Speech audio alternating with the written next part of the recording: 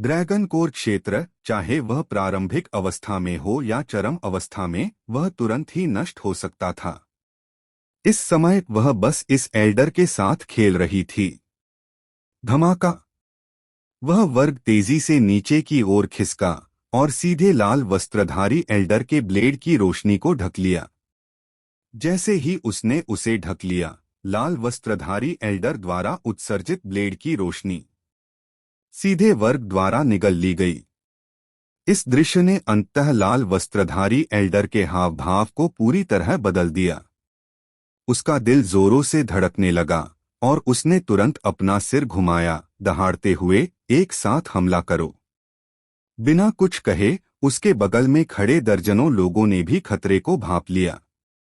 इन लोगों में लाल वस्त्रधारी एल्डर की साधना सबसे ऊंची थी, ड्रैगन कोर क्षेत्र के शिखर पर, जबकि अन्य लोग भी ड्रैगन कोर क्षेत्र में थे, लेकिन केवल अंतिम अवस्था में। इस समय उनके चेहरे गंभीर थे। लाल वस्त्रधारी बुजुर्ग की दहाड़ के नीचे उन्होंने अपनी छाती थपथपाई और उनके ड्रैगन कोर गर्जना करते हुए सक्रिय हो गए। ड्रैगन बल की एक बड़ी मात्रा उमड़ पड़ी, जिससे बुजुर्ग के सिर के ऊपर एक भंवर बन गया। वे ड्रैगन बल तुरंत विलीन हो गए, भंवर से गुजरते हुए बुजुर्ग के शरीर में प्रवेश कर गए। इसी क्षण लाल वस्त्रधारी बुजुर्ग का शरीर अचानक फूल गया, लेकिन जल्दी ही सिकुड़ गया। उनका आभामंडल तेजी से बढ़ा और वास्तव में ड्रैगन कोर क्षेत्र शिखर से सीधे ड्रैगन देव क्षेत्र प्रारंभिक चरण शिखर तक पहुंच गया। हम दिव्या ने अपनी भौहें थोड़ी सिकोड़ी, थोड़ा आश्चर्यचकित। उन ढीले साधकों ने भी अविश्वास दिखाते हुए अपना मुंह चौड़ा कर लिया। यह किस तरह का ड्रैगन कौशल है? क्या यह वास्तव में दर्जनों लोगों के ड्रैगन बल को सीधे एक व्यक्ति में विलीन कर सकता है, जिससे उस व्यक्ति की साधना तेजी से बढ़ जाती है? कोई आश्चर्य नहीं कि रुई संप्रदाय छठे दर्जे का संप्रदाय बन सकता है। अगर रुई संप्रदाय के सभी 500,000 शिष्यों की ड्रैगन शक्ति एक व्यक्ति में विलीन हो जाए, भले ही इन शिष्यों की साधना कम हो, यह विलय प्राप्त करने वाले व्यक्ति को अत्यंत भयानक बनाने के लिए पर्याप्त होगी। इस क्षण उन मुक्त साधकों को अचानक समझ आ गया कि रुई संप्रदाय अब बिना शर्त शिष्यों की भर्ती क्यों कर रहा है। इतने भयानक ड्रैगन कौशल, या यूं कहें कि साधना तकनीक के साथ, रुई संप्रदाय के जितने अधिक शिष्य होंगे, यह साधना तकनीक उतनी ही अधिक शक्तिशाली होगी। यदि लाखों या यहां तक कि लाखों, करोड़ों लोग हों जो अपनी ड्रैगन शक्ति को एक व्यक्ति में विलीन कर रहे हों, तो वह व्यक्ति कितना शक्तिशाली होगा। इस तकनीक को देखकर देव की आंखें भी चमक उठीं, लेकिन फिर वे जल्दी ही धुंधली हो गईं। यह तो बस एक साइड दांव है। संलयन के तहत इस व्यक्ति की साधना जरूर बढ़ेगी, लेकिन खपत भी बहुत ज्यादा है। जितने ज्यादा लोग संलयन करेंगे, खपत भी उतनी ही ज्यादा होगी। अगर लाखों या लाखों लोग सचमुच संलयन कर लें, तो वह व्यक्ति शायद सिर्फ एक ही हमला कर पाएगा, देव ने मन ही मन बुदबुदाया। वह महसूस कर सकता था कि लाल वस्त्रधारी एल्डर की साधना वास्तव में अस्थायी रूप से ड्रैगन देव क्षेत्र के प्रारंभिक चरण शिखर पर पहुंच गई थी, लेकिन उसके शरीर के भीतर ड्रैगन बल अभी भी ड्रैगन कोर क्षेत्र में था। दूसरे शब्दों में, वह ड्रैगन देव क्षेत्र के प्रारंभिक चरण शिखर साधना के उपभोग को बनाए रखने के लिए ड्रैगन कोर क्षेत्र के ड्रैगन बल का उपयोग कर रहा था। इस तरह का उपभोग बेहद बेहद ज्यादा होगा। लाल वस्त्रधारी एल्डर के लिए, जैसा कि वह अभी था, अगर कोई पुनःपूर्ति नहीं होती, तो वह ज्यादा से ज्यादा 2 हमले कर पाता। उसके ड्रैगन कोर में ड्रैगन बल पूरी तरह से खत्म हो जाता। मेरे लिए मरो। लाल वस्त्रधारी बुजुर्ग का चेहरा भयंकर था। वह इस बात से अच्छी तरह वाकिफ था, इसलिए वह समय बर्बाद नहीं करना चाहता था। जैसे ही उसकी साधना टूटी, उसने तुरंत वर्ग की ओर वार किया। इस वार से एक बार फिर एक ब्लेड की रोशनी प्रकट हुई, और ब्लेड की रोशनी और भी लंबी हो गई, 100 झांग तक पहुंच गई। हालांकि इस ब्लेड की रोशनी में हल्की सी अस्थिरता दिखाई दे रही थी, मानो वह किसी भी क्षण ढह सकती हो। अपनी साधना को जबरदस्ती बढ़ाने का क्या फायदा? दिव्या ने उदासीनता से कहा। उसकी हथेली नीचे की ओर दबी और महान यान तलवार व्यूह द्वारा निर्मित वर्ग की गति अचानक तेज हो गई। धमाका! इसी क्षण लाल वस्त्रधारी बुजुर्ग की ब्लेड की रोशनी सीधे ढह गई। इसके अलावा ढहने के क्षण में महान यान तलवार व्यूह अचानक फैल गया, जिसने न केवल लाल वस्त्रधारी बुजुर्ग को बल्कि उसके आसपास के दर्जनों ड्रैगन कोर क्षेत्र के अंतिम चरण के साधकों को भी घेर लिया।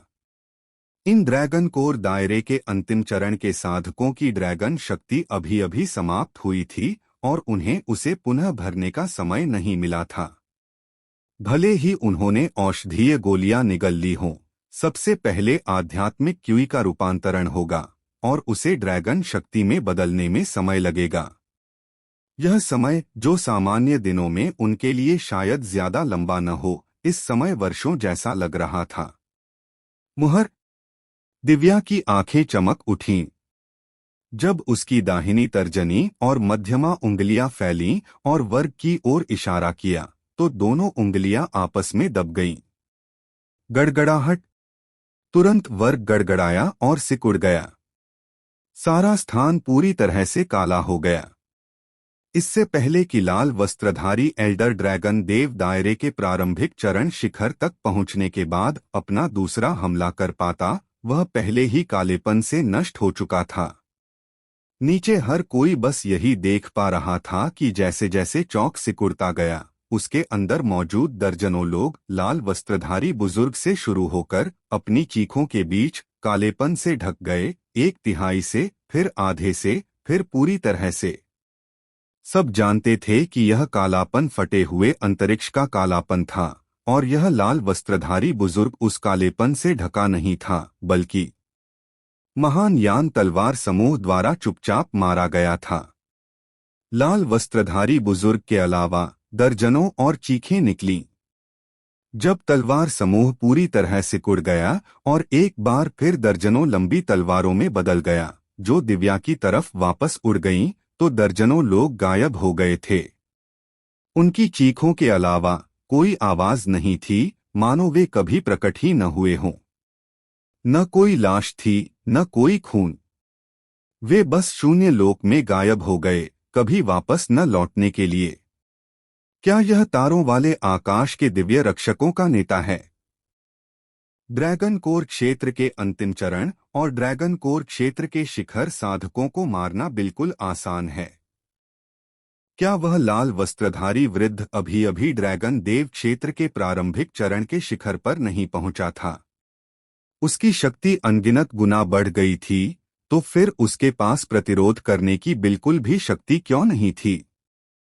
बस यही कहा जा सकता है कि दिव्या की साधना बहुत प्रबल है, इतनी प्रबल कि वह ड्रैगन देव क्षेत्र के प्रारंभिक चरण को भी कुचल सकती है।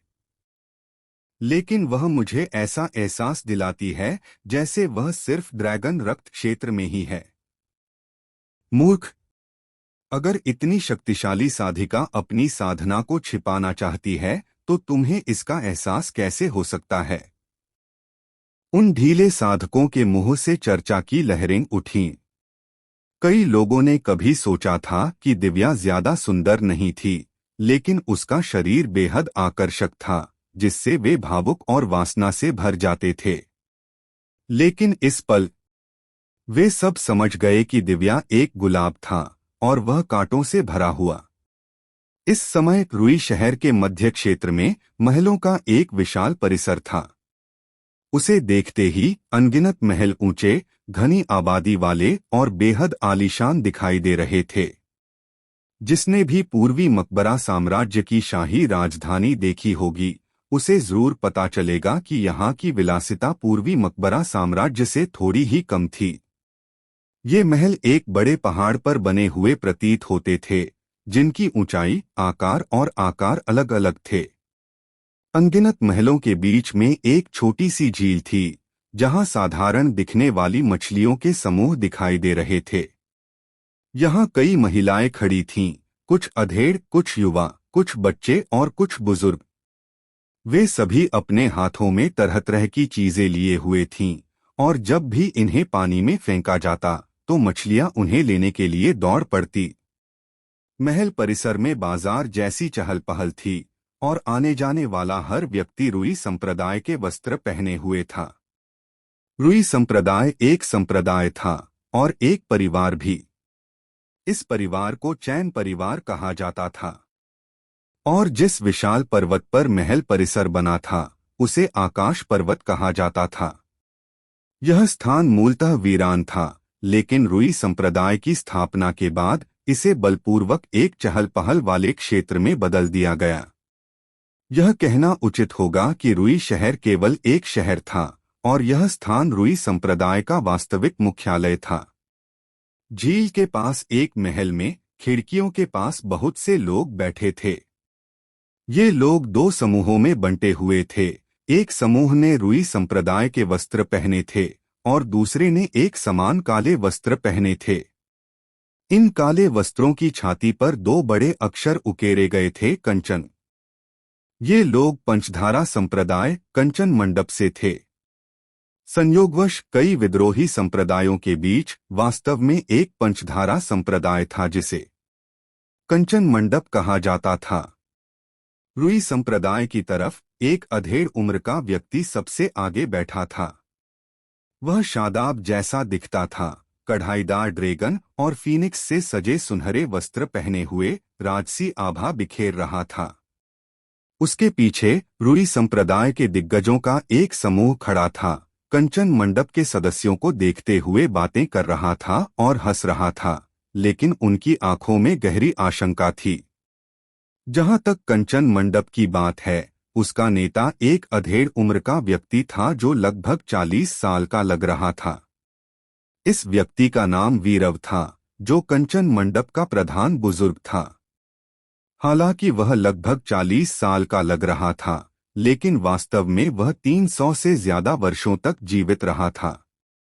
संप्रदाय गुरु अभिनेश, क्या आपने इस बुजुर्ग द्वारा बताई गई बात पर ध्यान से विचार किया है? वीरव ने मुस्कुराते हुए पूछा। उसके हाव भाव चर्चा के लग रहे थे, लेकिन उसके शब्दों में आक्रामकता थी। इसके अलावा जब वीरव बोल रहा था तो उसकी आंखों में कभी कभी लाल रोशनी टिमटिमा रही थी।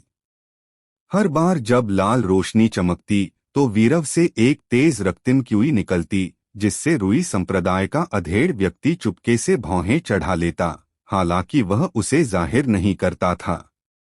और रुई संप्रदाय का वह अधेड़ व्यक्ति वास्तव में रुई संप्रदाय का संप्रदाय गुरु, चैन परिवार का मुखिया, शादाब का पिता अभिनेश था। यह मामला। अभिनेश ने एक पल सोचा, फिर खिलखिलाकर हंसा। उसके कुछ बोलने से पहले ही चैन परिवार का एक सदस्य अचानक बाहर से अंदर आया और अभिनेश के कान में कुछ शब्द फुसफुसाए। रुई संप्रदाय के लोग दो स्तरों में बंटे हुए थे। एक स्तर रुई संप्रदाय के शिष्यों का था और दूसरा स्तर चैन परिवार के प्रत्यक्ष वंशजों का था। हालांकि दोनों रुई संप्रदाय के थे, फिर भी चैन परिवार के सदस्यों का रुई संप्रदाय के शिष्यों से कहीं ऊंचा दर्जा था। इस समय परिवार के सदस्य की बातें सुनकर अभिनेश ने कुछ बार थोड़ा मुंह बनाया, फिर कहा, अभी के लिए आप यहां से हट सकते हैं। लेकिन परिवार का सदस्य कुछ और कहने ही वाला था कि अभिनेश ने झट से कहा, कितना नासमझ! क्या तुम नहीं देखते कि इस संप्रदाय के यहाँ विशिष्ट अतिथि हैं? वे बस कुछ छोटे मोटे बदमाश हैं, उन्हें थोड़ी देर घमंडी रहने दो। जब यह संप्रदाय हमारे विशिष्ट अतिथियों से चर्चा पूरी कर लेगा तो हम स्वयं कार्रवाई करेंगे और उन्हें भगा देंगे। हाँ? परिवार के सदस्य ने धीरे से आह भरी वीरव पर एक नजर डाली और फिर पीछे हट गया। अभिनेश के पीछे एक युवक खड़ा था। उस युवक ने एक स्त्री को गोद में लिया हुआ था और इस स्थिति में भी वह खिलखिलाकर हंस रहा था। उसका हाथ लगातार उस स्त्री के शरीर पर फिर रहा था। यह युवक कोई और नहीं बल्कि शादाब था और वह स्त्री अर्पिता थी। यह कहना जरूरी है कि अर्पिता में जरूर कोई हुनर था। आमतौर पर जिन महिलाओं पर शादाब का दिल आ जाता था वे कुछ दिनों के खेल के बाद उसे बोर कर देती थीं, लेकिन अर्पिता ने शादाब को 1 महीने से भी ज्यादा समय तक उलझाए रखा था और शादाब के हाव भाव देखकर लग रहा था कि वह अभी भी उससे थका नहीं था। उसकी आंखें वासना से भरी हुई थीं। रुई संप्रदाय के युवा संप्रदाय प्रमुख, आप वाकई बहुत अच्छे स्वभाव के हैं। वीरव ने शादाब की ओर देखा और हल्की खांसी के साथ कहा, यह विद्रोही बेटा किसी काम का नहीं है। यह बहुत गुस्से में है लेकिन लाचार भी है। अभिनेश ने सिर हिलाया और आह भरी, लेकिन उसे रोका नहीं।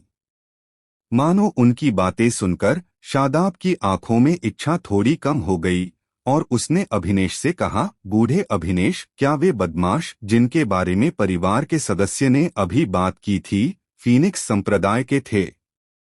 क्या तुम में पूछने की हिम्मत भी है? अभिनेश ने अपना सिर घुमाया और शादाब को घूरकर देखा, लेकिन शादाब बिल्कुल भी डरा नहीं, बल्कि उसने व्यंग्यात्मक लहजे में कहा, यह तो बस एक अष्टधारा संप्रदाय है, तुम उन पर इतना गुस्सा क्यों हो? उन्हें बाहर चिल्लाने दो, वे मेरे रुई शहर को तो नहीं तोड़ सकते, है ना? यह सुनकर अभिनेश ने शादाब को फिर से घूरा, लेकिन कुछ और नहीं कहा। क्या रुई संप्रदाय और फीनिक्स संप्रदाय के बीच कोई संबंध है? वीरव की आंखें चमक उठीं, फिर वह मुस्कुराया और बोला, ऐसा क्यों न हो अगर संप्रदाय गुरु अभिनेश इस एल्डर के प्रस्ताव पर सहमत हो जाएं। तो यह एल्डर कंचन मंडप के शिष्यों, जिनका नेतृत्व आज यह एल्डर कर रहा है, को फीनिक्स संप्रदाय के बाहर के इन उपद्रवी तत्वों को खत्म करने में रुई संप्रदाय की मदद करने की स्वतंत्रता देगा। इससे रुई संप्रदाय को भी इस एल्डर की शर्तों को मानने के लाभों का अनुभव होगा। अभिनेश के चेहरे पर शांति थी, लेकिन वह गहरी सोच में डूबा हुआ था। संप्रदाय गुरु अभिनेश को इतनी चिंता करने की जरूरत नहीं है। अब और भी कई विद्रोही संप्रदाय हैं। 10 महासंप्रदायों ने भी खुद को छिपा लिया है और उन प्रथमधारा संप्रदायों ने भी एक हास्यास्पद साधक गठबंधन बना लिया है। क्या उन्हें सचमुच लगता है कि वे मेरी राक्षसी सेना के हमलों का सामना कर सकते हैं? वीरव की आंखों में फिर से लाल रोशनी चमक उठी और फिर वह मुस्कुराया और बोला, अगर तुम हमारे साथ जुड़ जाओ तो तुम्हें तुरंत स्वर्गीय शैतानी महाविधि प्राप्त हो जाएगी। यह कहना कोई अतिशयोक्ति नहीं होगी कि इस स्वर्गीय शैतानी महाविधि की साधना करने के बाद तुम्हारी शक्ति कम से कम 2 गुना बढ़ सकती है। रुई संप्रदाय की ड्रैगन संलन कला के साथ इसके अपार लाभ तो स्पष्ट हैं। क्या तुम सहमत नहीं होगे, एल्डर? अभिनेश ने वीरव की ओर देखा, अभी भी हिचकिचाते हुए। यह कैसा रहेगा? वीरव खड़ा हुआ और गंभीरता से बोला, हमारी ईमानदारी दिखाने के लिए अगर संप्रदाय गुरु अभिनेश इस बात पर सहमत होते हैं तो यह एल्डर वादा करता है कि जब मेरी राक्षसी सेना इस स्थान पर फैलेगी तो सबसे पहले फीनिक्स संप्रदाय का विनाश होगा। यह कैसा लगता है? यह मेरे कंचन मंडप की आखिरी ईमानदारी है। अगर संप्रदाय गुरु अभिनेश अब भी नहीं माने तो? इस समय वीरव की आंखों में लालिमा सी झलक आई। लाल बत्ती में एक बहुत ही स्पष्ट खतरा छिपा था। अभिनेश ने सोचा, मन ही मन आह भरी, फिर खड़े होकर मुस्कुराते हुए कहा, ऐसे में मैं एल्डर वीरव को परेशान करूंगा। हा, इसमें कोई परेशानी वाली बात नहीं है। अब से तुम और मैं एक ही तरफ हैं। यह छोटी सी बात कहने लायक नहीं है। वीरव खिलखिलाकर हंसा। अगर ऐसा है तो एल्डर वीरव अभी यहीं आराम कर सकते हैं। मुझे अभिनेश फीनिक्स संप्रदाय के मामलों को अस्थायी रूप से निपटाना है। अभिनेश खड़ा हो गया। नहीं, वीरव ने वीरता से भरे हुए हाथ हिलाया, मैंने अभी कहा था कि कंचन मंडप बाहर फीनिक्स संप्रदाय के उन विपत्तियों का सफाया करने के लिए आगे आएगा। इसलिए स्वाभाविक रूप से मैं अपनी बात से पीछे नहीं हट सकता। जाकिर, वीरव ने धीमे स्वर में कहा। यहाँ। उसके पीछे एक बूढ़ा आदमी तुरंत वहां आया। इस बूढ़े आदमी के बाल सचमुच खून जैसे लाल थे, और जब वह थोड़ा झुकता था तो उसकी आंखों में कभी कभी लाल रोशनी चमक उठती थी। कंचन मंडप के शिष्यों को बाहर ले जाओ और फीनिक्स संप्रदाय के हर एक व्यक्ति को मार डालो, वीरव ने आदेश दिया। हाँ। बूढ़े आदमी ने अपना सिर उठाया, एक भयावह मुस्कान बिखेरी, फिर मुड़कर पीछे हट गया। संप्रदाय गुरु अभिनेश, क्यों न हम यहीं रुकें, शराब पिए और बातें करें और देखें कि फीनिक्स संप्रदाय के सदस्य कितनी बुरी तरह मरते हैं। वीरव ने अभिनेश की ओर फिर से देखा। हंसते हुए उसने हाथ हिलाया और तुरंत महल के ऊपर एक प्रकाश पर्दा दिखाई दिया। प्रकाश पर्दे के अंदर फीनिक्स संप्रदाय के सदस्य एक पत्ते पर खड़े थे, देव सबसे आगे। क्या यह देव सुबलियाओ है? वीरव ने पूछा। यह वही है। अभिनेश के कुछ बोलने से पहले ही उसके पीछे खड़े शादाब ने गुस्से से मुंह बनाया और ठंडी सांस लेते हुए कहा, इस कमीने ने सचमुच मेरी औरत को छीनने की हिम्मत की और अब सचमुच मेरे रुई संप्रदाय में आने की हिम्मत कर रहा है। तुम उससे कैसे निपटना चाहते हो? वीरव ने धीरे से पूछा। शादाब चौंका, फिर ठंडी मुस्कान के साथ बोला, इस आदमी को अभी मत मारो। इसकी साधना को कमजोर कर दो। मैं इसके सामने, इसके बगल में बैठी उस औरत दिव्या नाम की उस कुतिया के साथ अंतरंग संबंध बनाना चाहता हूँ। उस समय मैं देखना चाहता हूँ कि उसके चेहरे पर कैसा भाव है। हा हा हा हा। युवा गुरु शादाब, आपकी रुचि जरूर है। वीरव ने सिर हिलाया, फिर एक संदेश भेजा, अपनी चाय उठाई और एक हल्का घूंट लिया। उसी समय रुई शहर के ऊपर शून्य क्षेत्र के ऊपर देव को कुछ आभास हुआ और उसने अचानक रुई शहर के केंद्र की ओर देखा। उसकी नजर दर्जनों मील तक फैली हुई थी, महलों का समूह देख रहा था और एक खास भव्य हॉल में उसने लोगों को चाय पीते और बातें करते हुए उसकी ओर देखते हुए देखा। उसका दिव्य विचार सीधे आगे बढ़ा, लेकिन जब वह इस महल तक पहुंचा तो एक विशाल रक्त प्रकाश अचानक फूट पड़ा। उस रक्त प्रकाश ने देव के दिव्य विचार को रोक दिया। भागो! देव ने ठंडी सांस ली। उसका दिव्य विचार विस्फोटक रूप से रक्त प्रकाश को भेदता हुआ तुरंत अभिनेश, वीरव, शादाब और अन्य लोगों पर छा गया। और उसके दिव्य विचार के प्रभाव से अभिनेश और वीरव दोनों के माथे पर बल पड़ गए, हालांकि उन्होंने इस पर ज्यादा ध्यान नहीं दिया। जल्द ही यह दिव्य विचार पीछे हट गया। देव ने थोड़ा भौहें चढ़ाई, फिर शांत होकर धीमे स्वर में कहा, रुई संप्रदाय ने हमें धोखा दिया है। रुई संप्रदाय के सभी शिष्यों बिना किसी दया के मार डालो। हाँ। उसके पीछे दिव्या, ईशान, विवंश और अन्य लोगों ने तुरंत सम्मानपूर्वक अपना सिर झुका लिया और वे ढीले साधक देव की बातें सुनकर कांप उठे। विश्वासघात! रुई संप्रदाय ने हमें पहले ही धोखा दे दिया है। यह कैसे संभव है? रुई संप्रदाय एक 6 सितारा संप्रदाय है, पूर्वी मकबरा साम्राज्य का सबसे शक्तिशाली संप्रदाय। वह हमें कैसे धोखा दे सकता है? अभी यहाँ तबाही नहीं फैली है। रुई संप्रदाय हमें धोखा नहीं दे सकता। जितने भी संप्रदायों ने विश्वासघात किया है वे सभी ऐसी जगहों पर हैं जहां तबाही पहले ही फैल चुकी है। यह सुबलियाओ बस इन शब्दों का इस्तेमाल करके हमें रुई संप्रदाय में शामिल न होने के लिए कह रहा है।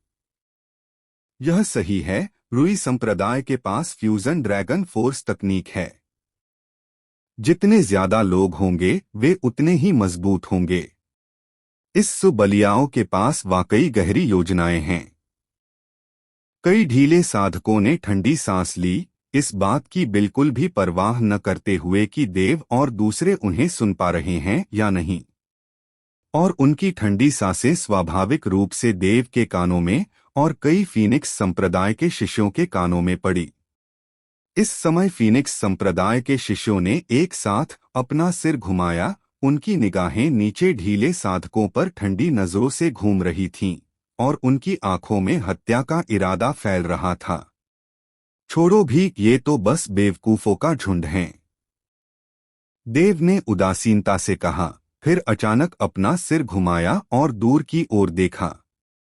उसकी नजर में 1000 से ज्यादा आकृतियां तेजी से इस जगह की ओर आ रही थीं। वे 1000 आकृतियां एक विशाल पत्थर पर खड़ी थीं। पत्थर अपने आप तैरता हुआ उन्हें हवा में लिए सीटी बजाता हुआ पास आ रहा था। रुई संप्रदाय आखिरकार खुद को रोक नहीं पाया। दिव्या बुदबुदाया, रुई संप्रदाय के लोग नहीं। देव ने अपना सिर हिलाया। उसके होठों पर मुस्कान थी। नए लोग कोई और हैं। हम। दिव्या चौंक गई, फिर अपने दिव्य विचार को मन में समेटते हुए तुरंत भौहें सिकोड़ लीं। उनके कपड़े पंचसितारा संप्रदाय कंचन मंडप के हैं? क्या कंचन मंडप ने हमें पहले ही धोखा नहीं दे दिया? दिव्या ने भी भौहें सिकोड़ लीं। इसीलिए मैंने कहा था कि रुई संप्रदाय ने हमें पहले ही धोखा दे दिया है, देव ने कहा। धमाका। शून्य लोक के ऊपर एक विशाल उड़ता हुआ पत्थर हवा में उड़ गया। 1000 आकृतियां एक बूढ़े व्यक्ति के नेतृत्व में, जो जाकिर था, वही जिसकी पहले वीरव ने कमान संभाली थी। उसकी निगाहें देव और दूसरों को घूरते हुए ठंडी हो रही थीं, जिससे विशाल पत्थर 3 मील दूर ही रुक गया और उसकी ठंडी आवाज गूंज उठी। क्या तुम सुबलियाओ हो? देव ने उसकी तरफ देखा, लेकिन कोई जवाब नहीं दिया। तुम में बहुत घमंड है। मैं जाकिर हूं, कंचन मंडप के आंतरिक संप्रदाय के 3 महान बुजुर्गों में से एक। कंचन मंडप जैसे 5 सितारा संप्रदाय के आंतरिक संप्रदाय के बुजुर्ग होने के नाते क्या मैं तुमसे बात करने के भी योग्य नहीं हूं? जाकिर ने फिर ठंडी सांस ली। जो विश्वासघात करते हैं वे दूसरों द्वारा तिरस्कृत होते हैं।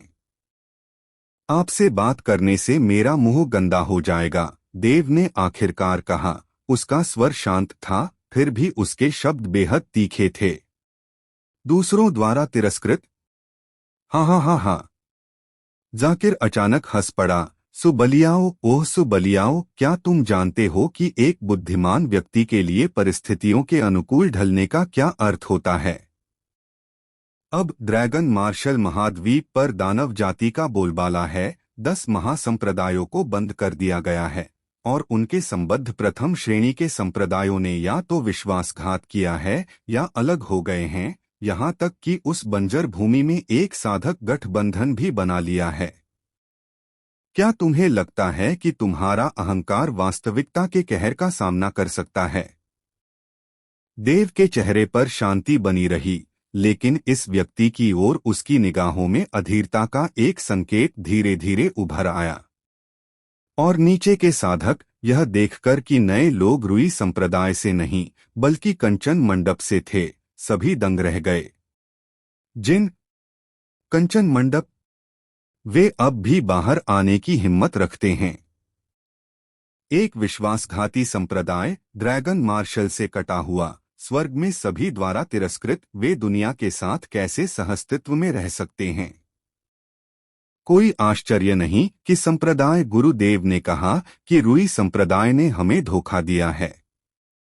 कंचन मंडप के लोग वास्तव में रुई संप्रदाय में प्रकट हुए हैं और ऐसा लगता है कि वे स्पष्ट रूप से रुई संप्रदाय को आगे बढ़ने में मदद करने का इरादा रखते हैं। रुई संप्रदाय ने भी हमें धोखा दिया है। इन ढीले साधकों के कर्कश और तनावपूर्ण शब्द एक तूफान जैसी ध्वनि में विलीन हो गए जो शून्य लोक में गूंज उठी। आखिरकार उन्हें समझ में आया कि देव ने वे शब्द नहीं कहे थे जिन्हें उन्होंने शुरू में मतभेद पैदा करने की कोशिश समझा था, क्योंकि वह नहीं चाहता था कि वे रुई संप्रदाय में शामिल हों। कंचन मंडप एक 5वां संप्रदाय जिसने विश्वासघात किया था, अब रुई संप्रदाय में मौजूद था और रुई संप्रदाय के हमले में भी मदद कर रहा था। किसी भी दृष्टिकोण से रुई संप्रदाय ने भी निश्चित रूप से विश्वासघात किया था। तुम सब चुप रहो, जाकिर ने ठंडी खींच से कहा। अज्ञानी मूर्खों, तुम राक्षसी सेना की ताकत कैसे जान सकते हो? तुम्हारे दिलों में अहंकार है और तुम इसे विश्वासघात कहते हो। तो बेहतर होगा कि तुम खुद ही अपने घरों की जान तक रक्षा करो। जब मेरी राक्षसी सेना आएगी तो मुझे उम्मीद है कि मैं तुम्हारा अहंकार और तुम्हारे शापित चेहरे देख सकूंगा। कमीने, कई ढीले साधकों ने अपनी मुट्ठियां भींच लीं और दांत पीस लिए। इस बीच देव का धैर्य जवाब दे गया। फीनिक्स संप्रदाय के शिष्य, प्रति समूह 100 लोग, प्रति सेना 10 समूह। पहली सेना, सामने विद्रोही कंचन मंडप के सदस्यों को मारने के लिए टाउन ड्रैगन दिव्य रक्षक के साथ सहयोग करो। तीसरी सेना, चौथी सेना, रुई संप्रदाय के बाहरी संप्रदाय के शिष्यों को मारने के लिए बैंगनी रात्रि दिव्य रक्षक के साथ सहयोग करो। पांचवी सेना, छठी सेना, रुई संप्रदाय के आंतरिक संप्रदाय के शिष्यों को मारने के लिए उज्ज्वल चंद्र दिव्य रक्षक के साथ सहयोग करो। सातवीं सेना, आठवीं सेना, रुई संप्रदाय के शीर्ष शिष्यों को मारने के लिए तारों वाले आकाश दिव्य रक्षक के साथ सहयोग करो। नौवीं सेना, 10वीं सेना, संत शीत दिव्य रक्षक के साथ सहयोग करो और इस संप्रदाय का अनुसरण करो, रुई संप्रदाय का विनाश करने के लिए। हाँ। फीनिक्स संप्रदाय के शिष्यों की ऊंची और उत्तेजित आवाजें गूंजी। यहां तक कि नीचे के ढीले साधक भी देव के शब्दों से गहराई से हिल गए। प्रत्येक साधक का अपना दांव होता है। जो संप्रदाय या साधक विश्वासघात करते हैं उन्हें गलत नहीं कहा जा सकता, क्योंकि यह उनका चुनाव है। इसी तरह उन्हें जीवित रहना है। लेकिन विश्वासघात करने के बाद उन्हें उन लोगों पर हमला नहीं करना चाहिए जो ड्रैगन मार्शल महाद्वीप से हैं। उन पर हमला करें। हर किसी की अपनी अपनी आकांक्षाएं होती हैं। जो विश्वासघात करने को तैयार नहीं हैं, वे अपने घरों और अपने प्रियजनों को नुकसान से बचा रहे हैं। नीचे दिए गए ढीले साधकों और इस समय फीनिक्स संप्रदाय की तरह देव के शब्दों के कारण उसका प्रभाव उन ढीले साधकों पर गहराई से प्रतिध्वनित हुआ, जिससे उनके शरीर उत्तेजना से कांप उठे और वे चाहते थे कि वे भी रुई संप्रदाय पर हमला करके उसका वध कर सकें। लेकिन उनकी साधना बहुत कम थी। मार डालो। जैसे ही देव के अंतिम शब्द निकले, उसके वस्त्र अचानक बिना हवा के लहरा उठे और उसके काले बाल हवा में तैरने लगे। उसकी साधना के क्षय के कारण उसका कम सुंदर लेकिन बेहद परिष्कृत चेहरा कुछ राक्षसी सा लग रहा था। फुसफुस फुसफुस। इस क्षण वह विशाल पत्ता सिकुड़ गया, हथेली के आकार का हो गया और देव ने उसे अपने अंतरिक्ष वलय में जमा कर लिया। नगर के ड्रैगन दिव्य रक्षक दल के नेतृत्व में 2000 फीनिक्स संप्रदाय के शिष्य अचानक बाहर निकले और सीधे कंचन मंडप के सदस्यों की ओर बढ़े, जो उस विशाल चट्टान से नीचे कूदकर जमीन पर आ गिरे थे। शेष फीनिक्स संप्रदाय के सदस्य, जिनके अपने अपने लक्ष्य थे, 4 भागों में बंट गए। पहला भाग सीधे रुई शहर के सबसे बाहरी छोर पर रुका, जहां रुई संप्रदाय के बाहरी संप्रदाय के शिष्य रहते थे। दूसरा भाग विवंश की ठंडी खर्राटों, उसके हाथ की लहर, अंतरिक्ष के टूटने, एक भंवर के प्रकट होने और बड़ी संख्या में याओ जानवरों के उभरने के बाद दहाड़ते हुए रुई संप्रदाय के आंतरिक संप्रदाय शिष्य क्षेत्र की ओर बढ़ा। तीसरा दल दिव्या के नेतृत्व में 100 तारों वाले आकाश दिव्य रक्षकों के साथ, जिनकी साधना फैली हुई थी, उनकी आभा उमड़ रही थी और बड़ी संख्या में उड़ती हुई तलवारें आकाश में उड़ रही थीं, रुई संप्रदाय के शीर्ष शिष्य क्षेत्र की ओर तेजी से बढ़ रहा था। देव और 30 संत शीत दिव्य रक्षकों के नेतृत्व में अंतिम दल सीधे विशाल महल परिसर की ओर बढ़ रहा था। वह महल क्षेत्र वह था जहां चैन परिवार रहता था, जहां रुई संप्रदाय के असली सत्ताधारी स्थित थे। रुई संप्रदाय के सभी उच्च पदस्थ सदस्य उस महल परिसर में थे। कितना दुस्साहस! महल के अंदर अभिनेश ने देव और अन्य लोगों को प्रकाश अवरोध को पार करते हुए देखा। उसका शरीर अचानक खड़ा हो गया, उसके चेहरे पर बर्फ जम गई। क्या वह सचमुच सोचता है कि उसका मात्र 8वां संप्रदाय, जिसने अमर भूमि संप्रदाय को नष्ट कर दिया, मेरे रुई संप्रदाय को भी नष्ट कर सकता है? फीनिक्स संप्रदाय में 50,000 शिष्य हैं और पवित्र शीत दिव्य रक्षक को छोड़कर 5 महान दिव्य रक्षक रेजिमेंटों में कम से कम 1,000 सदस्य हैं।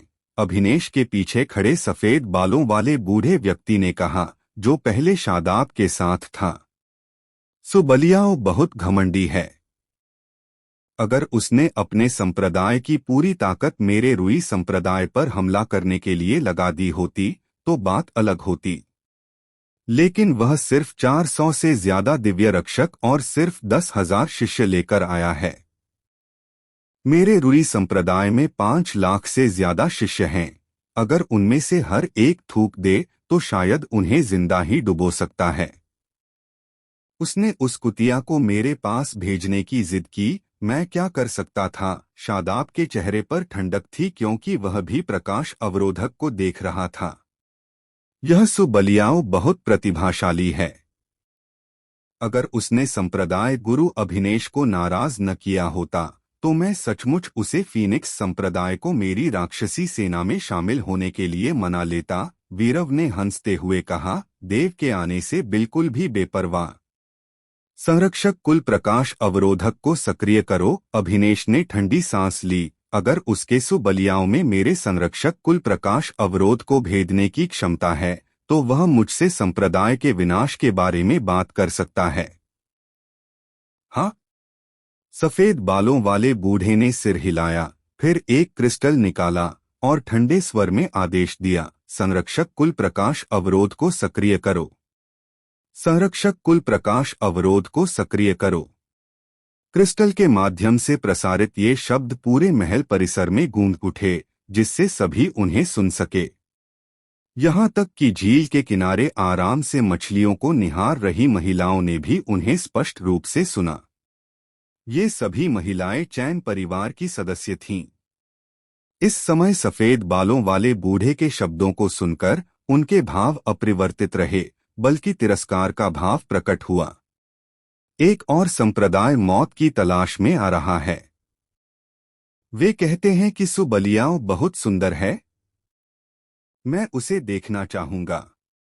अफसोस की बात है, चाहे वह कितना भी सुंदर क्यों न हो, बिना दिमाग के वह ज्यादा दिन नहीं जी पाएगा। मुझे लगता है हमारे चैन परिवार के संरक्षक कुल के प्रकाश अवरोध के साथ उसका फीनिक्स संप्रदाय उसे तोड़ नहीं पाएगा। कई महिलाएं हंसीं और बातें कीं, और एक पल बाद उन्होंने इसके बारे में सोचना बंद कर दिया और आपस में महिलाओं के मामलों पर चर्चा करने लगीं। भनभनाहट। जब वे बोल रही थीं, उसी क्षण जब वह प्रचंड ध्वनि निकली, शून्य लोक में अचानक एक भिनभिनाहट की आवाज गूंज उठी। स्वर्गीय पर्वत की चोटी पर, जहां महल परिसर स्थित था, एक महल भी था, लेकिन यह महल एक मंदिर जैसा था, जिसके अंदर एक क्रिस्टल रखा हुआ था। यह क्रिस्टल तीव्र प्रकाश से झिलमिला रहा था, और जैसे ही यह थोड़ा कंपन करता, ये रोशनियां बाहर निकलती, जिससे प्रकाश की एक विशाल किरण बनती जो सीधे आकाश में जाती। लगभग 100 मीटर ऊपर आकाश में पहुंचकर यह प्रकाश किरण बिखर गई, मानो कोई चमकदार आतिशबाजी खिल रही हो। प्रकाश किरण एक विशाल प्रकाश अवरोधक में परिवर्तित हो गई, जो एक उल्टे कटोरे की तरह थी। शून्य क्षेत्र के ऊपर से एक गर्जना के साथ नीचे उतरी, जिसने पूरे महल परिसर को पूरी तरह से ढक लिया। धमाका धमाका धमाका। जिस क्षण संरक्षक कुल का प्रकाश अवरोध गिरा, उसी क्षण फीनिक्स संप्रदाय के 2000 शिष्यों के आक्रमण शुरू हो गए। ये सभी शिष्य बहुत पहले फीनिक्स संप्रदाय में शामिल हो गए थे। उनकी साधना कम से कम ड्रैगन स्पिरिट लोक की थी, और उनमें से 2000 ड्रैगन कोर लोक पहुंच चुके थे। इस समय जब उन्होंने अपने आक्रमण शुरू किए तो वे भौहें चढ़ाने से खुद को नहीं रोक पाए, क्योंकि जब उनके हमले प्रकाश अवरोध पर पड़े तो वह बस थोड़ा सा हिला उसके टूटने का कोई संकेत नहीं था। जैसा कि एक छहधारा संप्रदाय से अपेक्षित है, इसमें वास्तव में विविध साधन हैं। यह प्रकाश अवरोध मेरे फीनिक्स संप्रदाय के कुछ सामान्य स्वरूपों के समान है। देव के बगल में एक युवक बोला। यह युवक सुंदर था, देव से कहीं ज्यादा। उसका शरीर लंबा और दुबला-पतला था और उसने एक संत शीत दिव्य रक्षक की पोशाक पहनी हुई थी। इस व्यक्ति का नाम मयंक था और उसके पास मछली ड्रैगन शरीर की विशेष शारीरिक संरचना थी। जब वह मछली ड्रैगन में रूपांतरित होता है तो उसकी शक्ति में नाटकीय रूप से वृद्धि हो सकती है। मछली ड्रैगन शरीर कोई साधारण विशेष शारीरिक संरचना नहीं है, बल्कि यह अत्यंत शक्तिशाली है। क्योंकि तारों वाले आकाश में भी मछली ड्रैगन राक्षसी शक्ति वाले महान याओ जानवर हैं। मयंक मानव हैं, लेकिन किसी अज्ञात कारण से उनके शरीर में मछली ड्रैगन रक्तरेखा है और यह रक्तरेखा अत्यंत शुद्ध है। यही कारण है कि मयंक के पास मछली ड्रैगन शरीर की शारीरिक संरचना है। मछली ड्रैगन अपने जीवन काल में 9 परिवर्तनों से गुजरते हैं। प्रत्येक परिवर्तन तारों वाले आकाश को हिला सकता है और दुनिया को चौंका सकता है। प्रत्येक परिवर्तन रक्तरेखा शक्ति में उल्लेखनीय वृद्धि करेगा और साधना शक्ति को तेजी से बढ़ाएगा। अगर वह सचमुच 9वें रूपांतरण तक पहुंच जाता है तो वह अपने असली मछली ड्रैगन मुख्य शरीर में रूपांतरित हो सकता है, पैतृक प्रत्यावर्तन शक्ति प्राप्त कर सकता है और यहाँ तक कि पहली पीढ़ी के मछली ड्रैगन की विरासत प्राप्त करने का अवसर भी प्राप्त कर सकता है। हालांकि मयंक याओ जानवर नहीं है, फिर भी उसका मछली ड्रैगन शरीर भी 9 रूपांतरणों से गुजर सकता है। अगर वह सचमुच 9 रूपांतरणों को पूरा कर लेता है तो वह अपने पूर्वजों में वापस भी जा सकता है और मछली ड्रैगन शरीर में रूपांतरित हो सकता है। हालांकि 9 रूपांतरणों की कठिनाई स्वर्ग में चढ़ने से कम नहीं है। यहाँ तक कि असली याओ जानवर मछली ड्रैगन यानी तारों वाले आकाश में विचरण करने वाले महान याओ जानवर के लिए भी 10,000 में से केवल एक ही 9 रूपांतरणों को पूरा कर सकता है। मयंक अब 5 वर्षों से फीनिक्स संप्रदाय में है। जब देव ने उसके मछली ड्रैगन शरीर की खोज की थी तब उसने उसे पहला रूपांतरण सक्रिय करने में मदद की थी। देव के अनुसार आगे के 8 रूपांतरणों के लिए जब तक वे तारों वाले आकाश में जाकर उन मछली ड्रैगन महान याओ जानवरों का असली रक्त नहीं खोज लेते, तब तक देव के पास भी मयंक को दूसरा रूपांतरण पूरा करने में मदद करने का कोई रास्ता नहीं होगा। हालांकि पहला रूपांतरण ही बेहद भयानक है। पहले रूपांतरण के सक्रिय होने से पहले मयंक की योग्यता एक साधारण साधक से अलग नहीं थी, यहाँ तक कि उसे निम्नतर भी माना जाता था। लेकिन पहले रूपांतरण के सक्रिय होने के बाद उसकी साधना गति भयानक हो गई। जब वह फीनिक्स संप्रदाय में शामिल हुआ तो वह केवल ड्रैगन रक्त क्षेत्र के प्रारंभिक चरण में था और ड्रैगन शिरा क्षेत्र से ड्रैगन रक्त क्षेत्र तक साधना करने में उसे 13 वर्ष लगे। पहले रूपांतरण के सक्रिय होने के बाद 5 वर्ष बीत चुके हैं और मयंक की साधना पहले ही ड्रैगन देव क्षेत्र के मध्य चरण तक पहुंच चुकी है। यदि वह युद्ध की स्थिति में है तो पहले परिवर्तन को सक्रिय किए बिना भी अपनी विशेष शारीरिक शक्ति के बल पर वह ड्रैगन देव क्षेत्र के शिखर साधक से मुकाबला कर सकता है। एक बार सक्रिय होने के बाद वह छद्म सम्राट क्षेत्र के नीचे लगभग अजेय हो जाता है। फीनिक्स संप्रदाय में समूह युद्ध शक्ति की दृष्टि से बैंगनी रात्रि दिव्य रक्षक और उज्ज्वल चंद्र दिव्य रक्षक सर्वश्रेष्ठ हैं। एकल युद्ध शक्ति की दृष्टि से तारों वाला आकाश दिव्य रक्षक सर्वश्रेष्ठ है, लेकिन शीर्षस्तरीय युद्ध शक्ति की दृष्टि से संत शीत दिव्य रक्षक सर्वश्रेष्ठ है। फीनिक्स संप्रदाय की स्थापना के बाद से संत शीत दिव्य रक्षक में आज तक केवल 82 सदस्य हैं, लेकिन इन 82 लोगों की युद्ध शक्ति 5000 नगर ड्रैगन दिव्य रक्षक के बराबर है। साथ ही मयंक संत शीत दिव्य रक्षक के 2 उपसेनापतियों में से एक भी हैं। इस बार संत शीत दिव्य रक्षक सेना के सेनापति स्वरा और नगर ड्रैगन दिव्य रक्षक सेनापति रोशनी नहीं आए। दोनों महान दिव्य रक्षक सेना के नेता स्वाभाविक रूप से अपने अपने उपसेनापति बन गए। फीनिक्स संप्रदाय के बदमाशों, अगर तुम इस संप्रदाय के संरक्षक कुल के महान स्वरूप को तोड़ सकते हो तो तुम इस संप्रदाय से लड़ने के योग्य हो जाओगे। इसी समय शून्य क्षेत्र के ऊपर से अभिनेश की ठंडी खर्राटें गूंजी। वह सचमुच सोचता है कि 6 धाराओं वाले संप्रदाय का एक टूटा हुआ संप्रदाय गुरु स्वर्ग विरोधी हो सकता है ना? मयंक ने भौहें चढ़ाई। इस समय बैंगनी रात्रि दिव्य रक्षक, नगर दैवीय रक्षक, उज्ज्वल चंद्र दिव्य रक्षक और तारों से भरे आकाश के दिव्य रक्षक, जिनमें से प्रत्येक 2000 फीनिक्स संप्रदाय के शिष्यों का नेतृत्व कर रहा था, रुई संप्रदाय के शिष्यों से युद्ध शुरू कर चुके थे। कुछ ही दूरी पर हत्या की चीखें आकाश को हिला रही थीं और रुक रुक कर दहाड़े गूंज रही थीं, और जैसे जैसे आकृतियां मरती जा रही थीं, रक्त की तेज गंध हवा में फैलने लगी।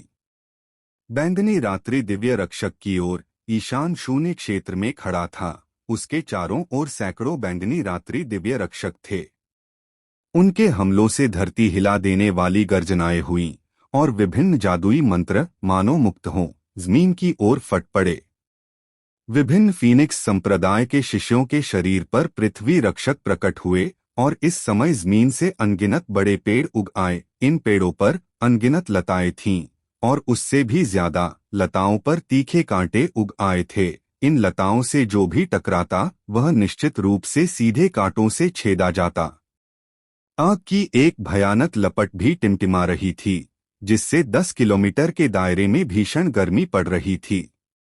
इस गर्मी में हवा में बर्फ की परतें उठ रही थीं, जिससे रुई संप्रदाय के शिष्य सुस्ती से चल रहे थे, मानो उनके शरीर जम जाएंगे, और उनके विचार भी धीमे पड़ने लगे थे। फीनिक्स संप्रदाय के शिष्य बैंगनी रात्रि दिव्य रक्षक के संरक्षण में बिना किसी हिचकिचाहट के आगे बढ़े। हालांकि उनकी संख्या केवल 2000 थी, वे भेड़ों के झुंड में घुसे भेड़ियों की तरह थे। वे जहां भी गुजरते हर जगह लाशें बिखरी होतीं।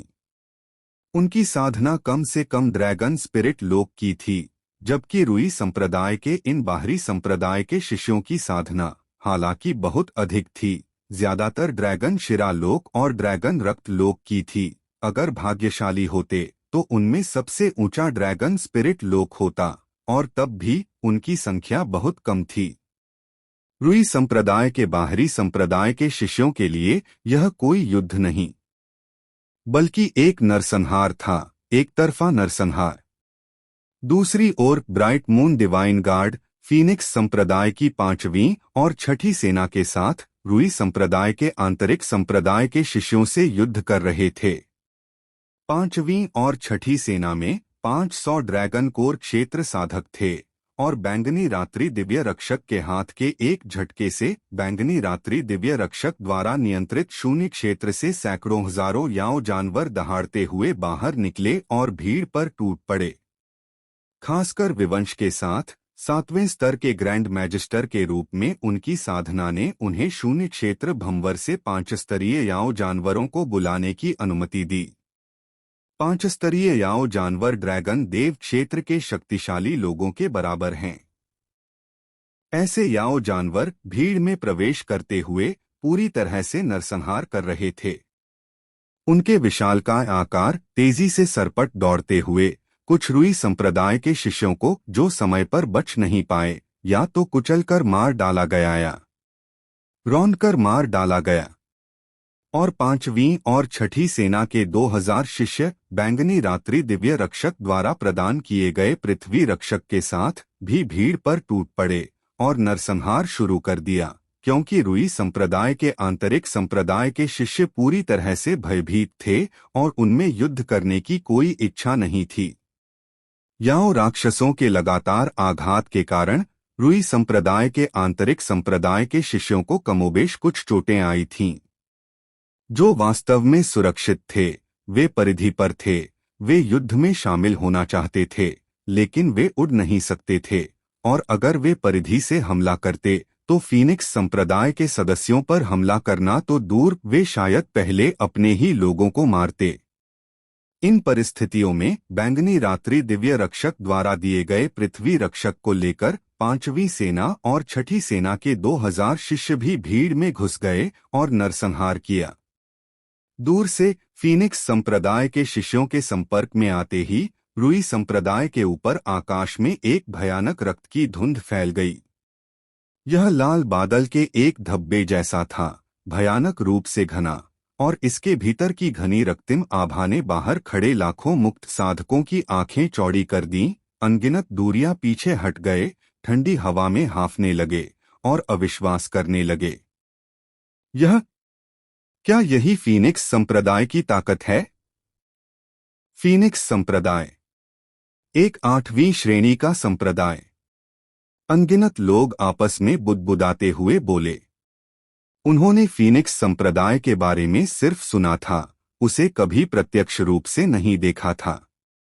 फीनिक्स संप्रदाय वांगान प्रांत के सबसे पूर्वी छोर पर स्थित था और उससे भी पूर्व में दानव पशु पर्वत श्रृंखला थी।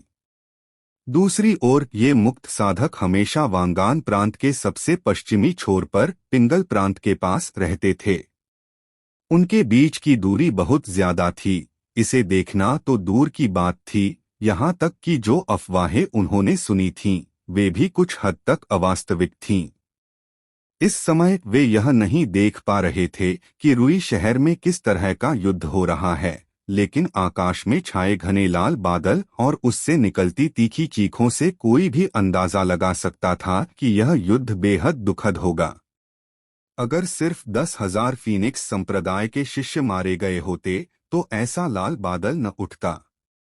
इस लाल बादल के प्रकट होने का सिर्फ एक ही कारण था, और वह था रुई संप्रदाय के शिष्यों की मृत्यु। रुई संप्रदाय में ऊपर से नीचे तक 5 लाख शिष्य थे और इस दौरान उन्होंने लाखों ढीले साधकों को भी भर्ती किया था। ये ढीले साधक भी इस समय युद्ध में थे, लेकिन उनकी साधना बहुत कम थी। जैसे ही वे फीनिक्स संप्रदाय के शिष्यों के संपर्क में आए, वे तुरंत मौत के मुंह में चले गए। इतनी भयावह रक्त धुंध के प्रकट होने के लिए कम से कम 1 लाख लोगों की मृत्यु हुई होगी, और दोनों संप्रदायों में 1 लाख से ज्यादा शिष्यों वाला संप्रदाय निस्संदेह रुई संप्रदाय था। बहुत शक्तिशाली, बहुत शक्तिशाली। अनगिनत विरक्त साधक इस क्षण ठंडी हवा में हाँफने लगे। युद्ध शुरू होने से लेकर अब तक 5 मिनट से भी कम समय बीता था। 5 मिनट के भीतर 1 लाख से ज्यादा लोग मारे गए थे और युद्ध अभी भी जारी था। जाहिर है इनमें से ज्यादातर मृतक रुई संप्रदाय के शिष्य थे। उनका अनुमान गलत नहीं था, वह लाल बादल वास्तव में साधकों के भौतिक शरीरों के पतन और रक्त के छींटे पड़ने से बना था। लेकिन उनका एक अनुमान गलत था। ऐसा नहीं था कि इनमें से ज्यादातर रुई संप्रदाय के शिष्य मारे गए थे, बल्कि वे सभी रुई संप्रदाय के शिष्य थे। युद्ध शुरू होने से लेकर अब तक 10,000 साधारण फीनिक्स संप्रदाय के शिष्यों और 400 से ज्यादा दिव्य रक्षकों में से एक भी नहीं मरा था। प्रत्येक व्यक्ति पर एक पृथ्वी रक्षक मौजूद था। यह पृथ्वी रक्षक, जो देखने में साधारण सा लगता था, एक अत्यंत शक्तिशाली पृथ्वी गुण रक्षात्मक जादू था। इसके अलावा जिन जादूगरों ने इस पृथ्वी रक्षक की स्थापना की थी, वे कम से कम तृतीय श्रेणी के जादूगर थे। इस पृथ्वी रक्षक को चकनाचूर करना ड्रैगन देव लोक तक पहुंचे बिना असंभव था। रुई संप्रदाय की ओर से उनके मूल शिष्यों और नए भर्ती हुए शिष्यों दोनों के चेहरे पीले, आंखें भयभीत और हृदय कांप रहे थे। उनकी नजर में फीनिक्स संप्रदाय के लोग वध के देवता जैसे थे। उनकी हत्या की मंशा आसमान तक पहुंच गई, एक तूफान में विलीन हो गई जो पूरे आकाश में फैल गया और उनके हृदयों में भी छा गया। हालांकि अब तक पूरे संप्रदाय में केवल 1 लाख से ज्यादा रुई संप्रदाय के शिष्यों की मृत्यु हुई थी, और हालांकि मरने वालों में से ज्यादातर नए भर्ती हुए निम्न साधना वाले ढीले साधक थे, और हालांकि उनके पीछे लाखों लोग घुसने की कोशिश कर रहे थे, लेकिन कर नहीं पा रहे थे। फिर भी इसी क्षण सिर्फ 5 मिनट में ऐसा लगा जैसे उन्हें कोई बुरा सपना आ गया हो। इस बुरे सपने में बच निकलना ही उनका सबसे बड़ा सौभाग्य था। वे डरे हुए थे। शून्य लोक के ऊपर अनगिनत उड़ती तलवारें धीरे धीरे घूम रही थीं, एक विशाल संरचना बना रही थीं। इस विशाल संरचना के नीचे अनगिनत उड़ती तलवारें समानांतर थीं, एक विशाल वृत्त बना रही थीं। वृत्त के शीर्ष पर एक सुनहरी पीली रोशनी फूट पड़ी। एक नजर में यह उड़ती तलवारों से बनी एक विशाल प्रकाश ढाल जैसी लग रही थी। दिव्या कुछ ही दूरी पर खड़ी थी, उसके पैर भी एक उड़ती तलवार पर थे। ठंडे भाव से उसने अपनी उंगली बढ़ाकर नीचे की ओर इशारा किया। बूम! उस क्षण सभी 100 तारों वाले आकाश के दिव्य रक्षकों के मन गर्जना कर उठे। उनकी आंखों में दृढ़ संकल्प झलक रहा था और उन्होंने एक साथ अपनी उंगलियां फैलाकर जोर से इशारा किया। धमाका! विशाल प्रकाश कवच धारण करने वाली अनंत उड़ती तलवारों ने शून्य क्षेत्र के ऊपर से रुई संप्रदाय के शीर्ष शिष्यों को सीधे दबा दिया। रुई संप्रदाय के भीतर नए शामिल हुए मुक्त साधकों को छोड़कर 3 लाख बाहरी संप्रदाय के शिष्य, 1.5 लाख आंतरिक संप्रदाय के शिष्य और 50,000 शीर्ष शिष्य थे। इस समय इन 50,000 शिष्यों ने अचानक ऊपर देखा। जब प्रकाश कवच नीचे उतरा तो उनके हृदय कांप उठे और उनके भाव नाटकीय रूप से बदल गए। पीछे हटो! बैंगनी वस्त्र पहने एक युवक, जिसकी छाती पर सुनहरे रुई की छाप कढ़ाई की हुई थी, जोर से चिल्लाया। इस रुई छाप से यह तुरंत स्पष्ट हो गया कि यह व्यक्ति शीर्ष शिष्यों में भी बहुत ऊंचा स्थान रखता था। उसकी साधना से ड्रैगन देव लोक के प्रारंभिक चरण की आभा प्रस्फुटित हो रही थी। उसकी गर्जना से 50,000 शीर्ष शिष्य संघनित जलराशि की तरह अचानक तितर-बितर हो गए और चारों दिशाओं में पीछे हट गए।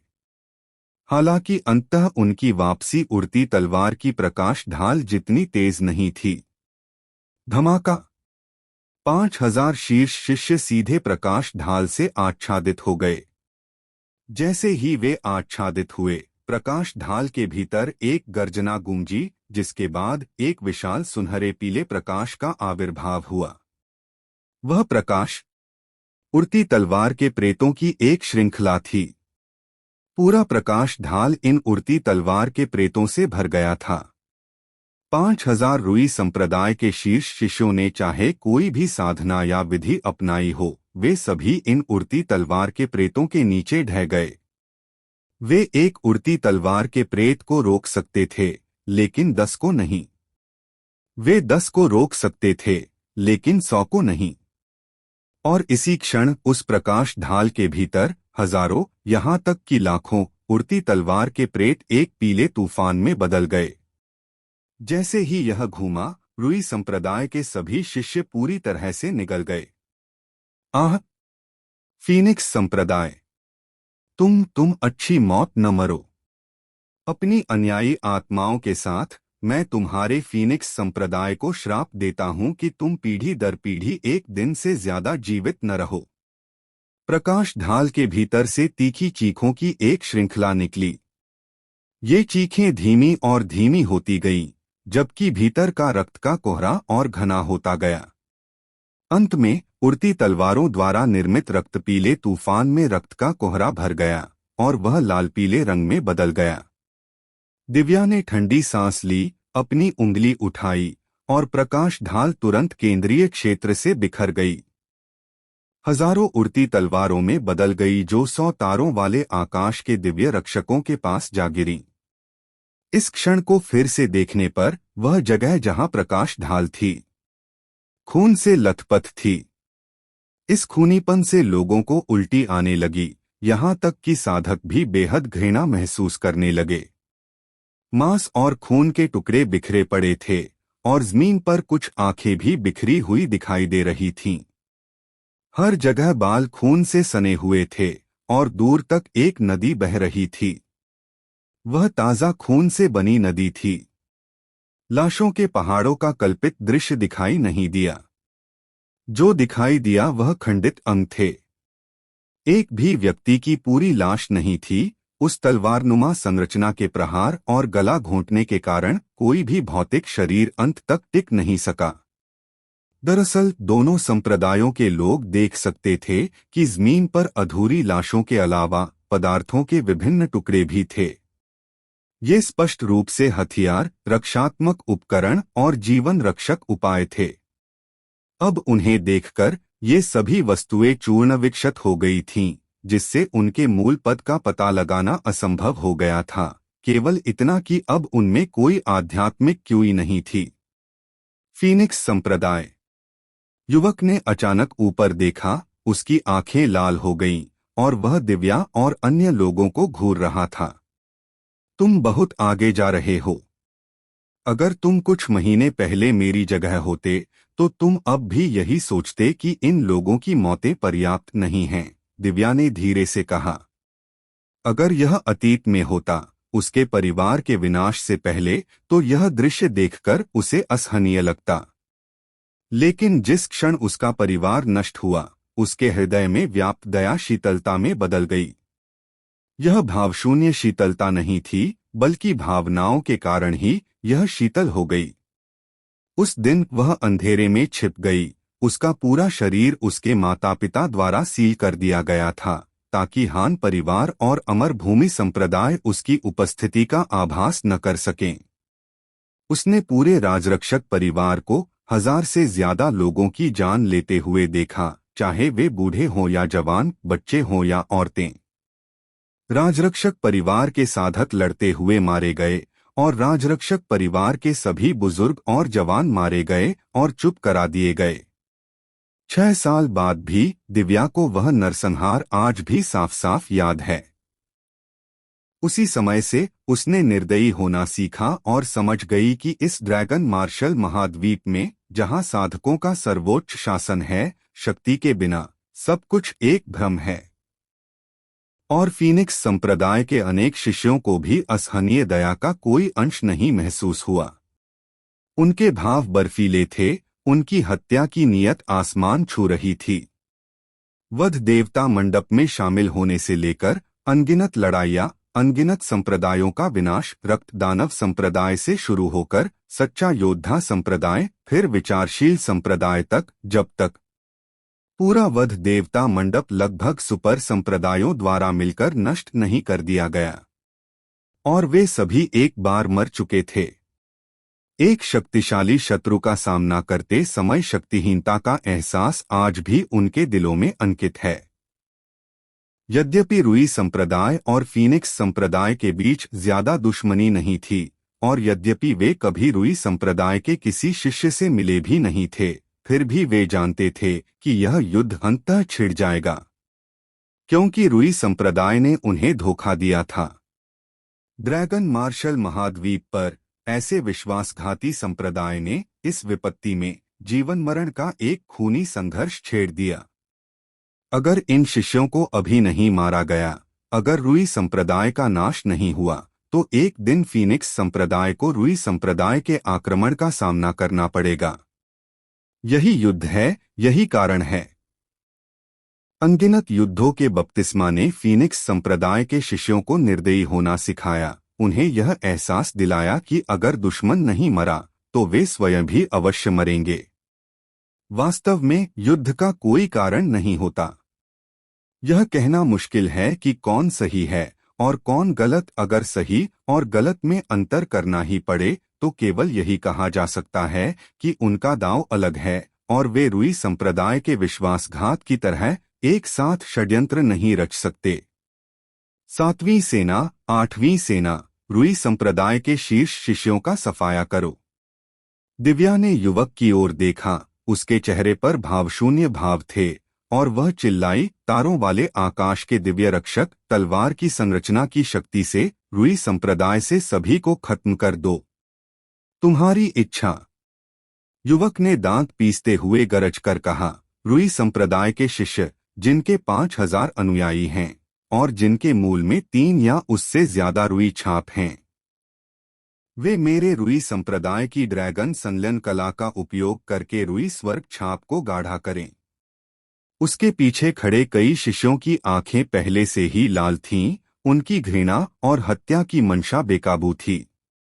युवक की बात सुनते ही वे तुरंत पालथी मारकर बैठ गए और उनके शरीर में मौजूद ड्रैगन शक्ति बाहर निकल आई। साधना के स्तर की परवाह किए बिना 5,000 लोगों ने एक समूह बनाया। इस समय 45,000 शीर्ष रुई संप्रदाय के शिष्यों में से कुल 8 लोग बाहर निकल आए। इन 8 में से 3 उस युवक की तरह ड्रैगन देव क्षेत्र के प्रारंभिक चरण में थे, जबकि बाकी 5 सभी ड्रैगन कोर क्षेत्र के शिखर पर थे। उन्होंने कूदने की शक्ति का प्रयोग करके कुछ देर के लिए शून्य क्षेत्र में रुककर युवक के साथ उसके समानांतर खड़े रहे। उनके सिर के ऊपर एक विशाल भंवर प्रकट हुआ। भंवर के नीचे शून्य क्षेत्र ढह गया और उनमें से प्रत्येक के पीछे खड़े 5,000 लोगों से ड्रैगन बल की एक विशाल मात्रा खींची गई, जो उनके शरीर में प्रवाहित हो रही थी। इस प्रवाह के तहत इन 9 युवकों की साधना में तेजी आई। युवाओं सहित 4 ड्रैगन देव लोग प्रारंभिक चरण साधक इस ड्रैगन बल को अवशोषित करने के बाद सीधे एक गर्जना के साथ ड्रैगन देव लोग प्रारंभिक चरण शिखर पर पहुंचे और फिर पुनः सफलता प्राप्त की। ड्रैगन देव लोक मध्य चरण, ड्रैगन देव लोक मध्य चरण शिखर, ड्रैगन देव लोक अंतिम चरण, ड्रैगन देव लोक शिखर। Boom boom boom boom. चारों के कपड़े फड़फड़ाए, उनकी आंखें अचानक खुल गईं और उनके शरीर से एक भयानक आभा फूट पड़ी। उनके बाद 5 और आभाएं फूटीं। वे ड्रैगन कोर लोक शिखर पर 5 शीर्ष शिष्य थे, जो इस समय ड्रैगन देव लोक अंतिम चरण में सफलता प्राप्त कर रहे थे। कुल 9 लोग, 4 ड्रैगन देव लोक शिखर, 5 ड्रैगन देव लोक अंतिम चरण। उनका दबाव इतना जबरदस्त, इतना विशाल था कि इस समय आसपास का शून्य लोक गर्जना कर रहा था और शून्य में बदल गया। हम 9 की शक्ति से संघनित होकर 3 देवों की रुई छाप प्रकट हुई। युवक फिर से दहाड़ा। उसकी आवाज भारी हो गई थी, मानो चिल्लाने से उसका गला फट गया हो। उन 9 लोगों ने 45,000 लोगों की ड्रैगन शक्ति को अवशोषित कर लिया और साथ ही हस्त मुद्राओं के निर्माण के माध्यम से उन्होंने इस ड्रैगन शक्ति को फिर से रूपांतरित कर दिया, इसे शून्य क्षेत्र की ओर उड़ा दिया। इस गर्जना के तहत शून्य क्षेत्र अचानक फट गया। फटे कपड़े जैसी एक विशाल दरार 2 भागों में विभाजित हो गई। उस दरार के भीतर से आश्चर्यजनक प्रकाश निकला और जब दरार पूरी तरह से फट गई तो स्वर्ग और पृथ्वी के बीच 3 प्रकार के प्रकाश से भरी एक रुई छाप प्रकट हुई। इस रुई छाप के ऊपर दबाव बढ़ा, सीधे दिव्या और अन्य लोगों की ओर बढ़ रहा था, जो स्पष्ट रूप से युवक और उसके समूह द्वारा नियंत्रित थे। फीनिक्स संप्रदाय, तुम सब आज यहीं मर जाओगे। युवक के चेहरे पर एक अजीब सा भाव था, मानो वह पागल हो। मैं कसम खाता हूँ, तुम्हारे फीनिक्स संप्रदाय के शिष्यों को मारने के बाद मैं तुम में से हर एक का मांस और खून निगल जाऊंगा, ताकि स्वर्ग में मरे रुई संप्रदाय के मेरे अनगिनत भाई बहनों की आत्माओं को सम्मान मिल सके। पहले इस व्यक्ति को मार डालो। दिव्या ने ठंडी सांस ली और साथ ही ऊपर देखकर दहाड़ा, 10 तारों वाले आकाश के दिव्य रक्षकों को भेजो, शिखर शक्ति को मुक्त करो, रुई छाप के हमले को रोको और बाकी 90 10-10 के समूहों में पहले इन 9 को मार डालो। हाँ। 100 तारों वाले आकाश के दिव्य रक्षकों ने तुरंत सिर हिलाया और एक साथ बाहर भागे। उनके बाहर निकलने के बाद दिव्या ने आगे कहा, फीनिक्स संप्रदाय की 7वीं सेना, 8वीं सेना, शीर्ष रुई संप्रदाय के शिष्यों को मार डालो। उनकी ड्रैगन सेना अब समाप्त हो गई है, वे कमजोर स्थिति में हैं। उनके साथ तेज और निर्णायक तरीकों से निपटें, पीछे न हटें। जैसे ही फीनिक्स संप्रदाय की पहली से 8वीं सेना 4 महान दिव्य रक्षक रेजिमेंटों के नेतृत्व में रुई संप्रदाय पर अपना पूर्ण आक्रमण शुरू किया, देव और अन्य भी शून्य क्षेत्र में खड़े हो गए। उनके पीछे 9वीं और 10वीं सेना 30 संत शीत दिव्य रक्षकों के साथ खड़ी थीं।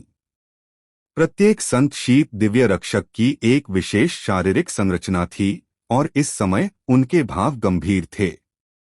वे अलग अलग क्षेत्रों में खड़े थे, फिर भी देव से ज्यादा दूर नहीं। केवल वे ही जानते थे कि उनकी वर्तमान स्थितियां एक संरचना का निर्माण कर रही थीं।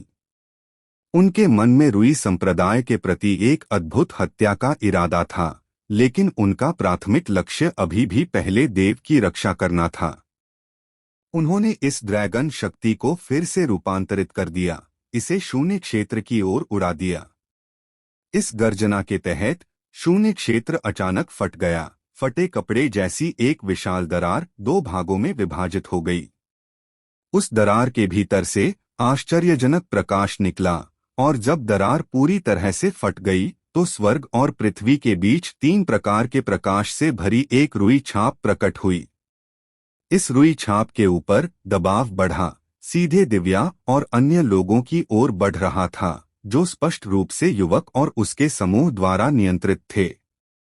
फीनिक्स संप्रदाय, तुम सब आज यहीं मर जाओगे। युवक के चेहरे पर एक अजीब सा भाव था, मानो वह पागल हो। मैं कसम खाता हूँ, तुम्हारे फीनिक्स संप्रदाय के शिष्यों को मारने के बाद मैं तुम में से हर एक का मांस और खून निगल जाऊंगा, ताकि स्वर्ग में मरे रुई संप्रदाय के मेरे अनगिनत भाई बहनों की आत्माओं को सम्मान मिल सके। पहले इस व्यक्ति को मार डालो।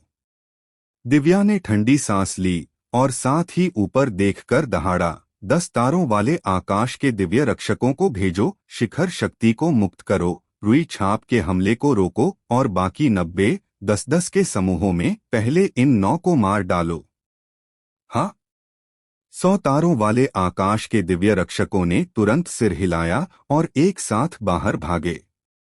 उनके बाहर निकलने के बाद दिव्या ने आगे कहा, फीनिक्स संप्रदाय की 7वीं सेना, 8वीं सेना, शीर्ष रुई संप्रदाय के शिष्यों को मार डालो। उनकी ड्रैगन सेना अब समाप्त हो गई है, वे कमजोर स्थिति में हैं। उनके साथ तेज और निर्णायक तरीकों से निपटें, पीछे न हटें। जैसे ही फीनिक्स संप्रदाय की पहली से 8वीं सेना 4 महान दिव्य रक्षक रेजिमेंटों के नेतृत्व में रुई संप्रदाय पर अपना पूर्ण आक्रमण शुरू किया, देव और अन्य भी शून्य क्षेत्र में खड़े हो गए। उनके पीछे 9वीं और 10वीं सेना 30 संत शीत दिव्य रक्षकों के साथ खड़ी थीं। प्रत्येक संत शीत दिव्य रक्षक की एक विशेष शारीरिक संरचना थी और इस समय उनके भाव गंभीर थे। वे अलग अलग क्षेत्रों में खड़े थे, फिर भी देव से ज्यादा दूर नहीं। केवल वे ही जानते थे कि उनकी वर्तमान स्थितियां एक संरचना का निर्माण कर रही थीं। उनके मन में रुई संप्रदाय के प्रति एक अद्भुत हत्या का इरादा था, लेकिन उनका प्राथमिक लक्ष्य अभी भी पहले देव की रक्षा करना था। देव को उनकी सुरक्षा की आवश्यकता हो या न हो, उन्हें उसकी रक्षा करनी ही थी। यह देव का आदेश नहीं था, बल्कि स्वरा का था। इसी प्रकार अन्य 4 महान दिव्य रक्षक रेजिमेंटों का भी यही आदेश था। यदि कोई संप्रदाय गुरु के पास जाता तो उनका प्राथमिक उद्देश्य संप्रदाय गुरु की रक्षा करना होता।